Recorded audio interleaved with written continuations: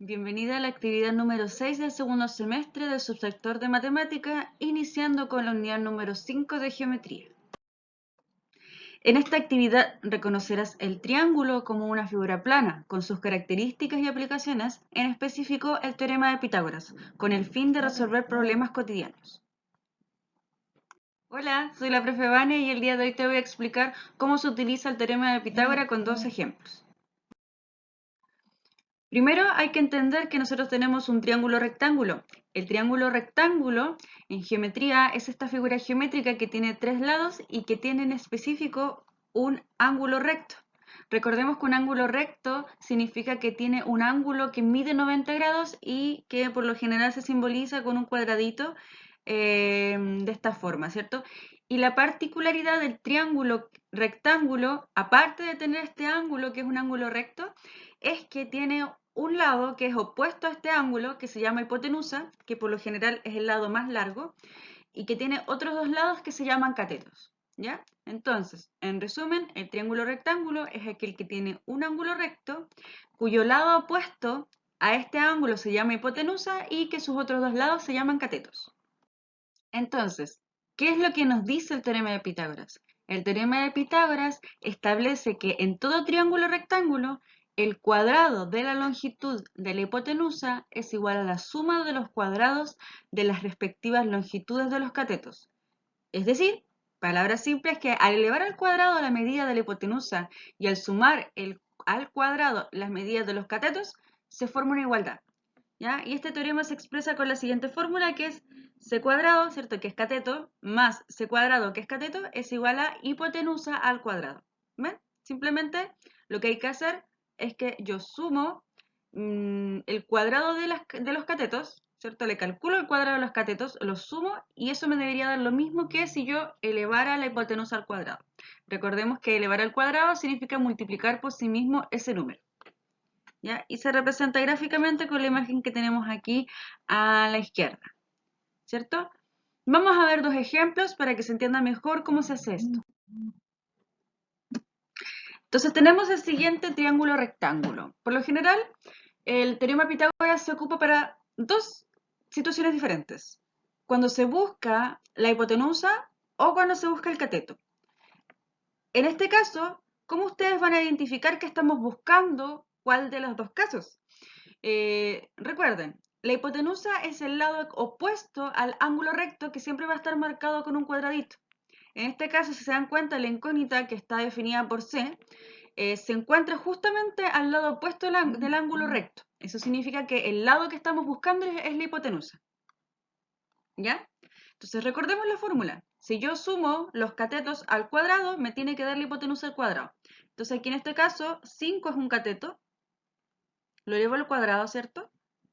12 es el otro cateto, lo elevo al cuadrado, y si yo resuelvo esta suma, me tiene que dar igual a la hipotenusa al cuadrado, que en este caso es c. ¿Ya? Y aquí tenemos una ecuación que simplemente hay que resolver. Súper importante, las potencias se resuelven antes que la suma.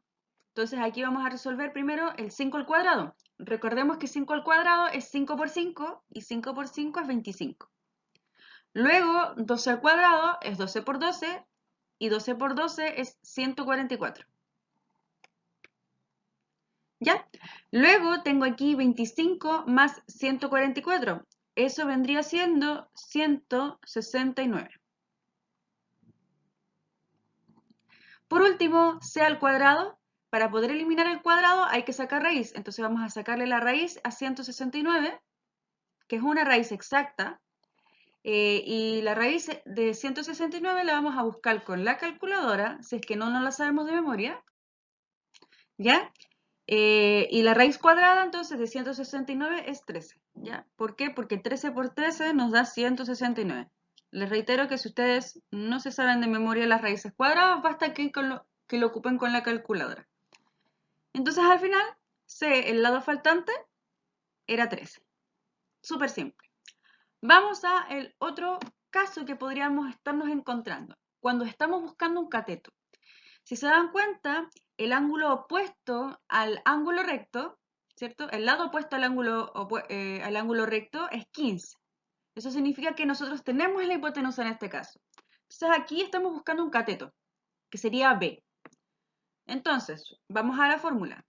9, que es un cateto, al cuadrado, más B, que es el otro cateto, al cuadrado, me tiene que dar la hipotenusa, que en este caso es 15 al cuadrado.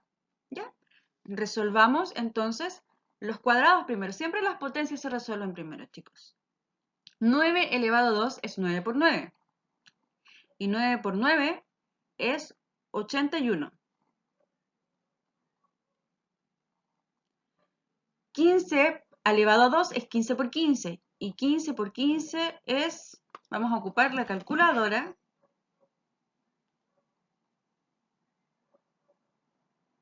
es 225.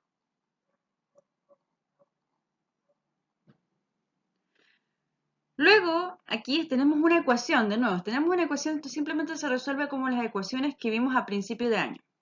El 81 que está al lado izquierdo lo vamos a pasar restando al otro lado. ¿Ya? Porque la idea es encontrar cuánto mide B, por eso hay que despejarla. Entonces escribimos el 81 al otro lado, pero restando, se hace lo contrario, ¿cierto? Vamos a restar entonces 225 menos 81 y eso nos da 144. De nuevo, como tenemos acá una potencia, basta con que saquemos la raíz de 144. ¿Sí? Tenemos que encontrar un número que multiplicado por sí mismo nos dé 144 y la respuesta en ese caso es 12. O sea, B a la larga medía 12.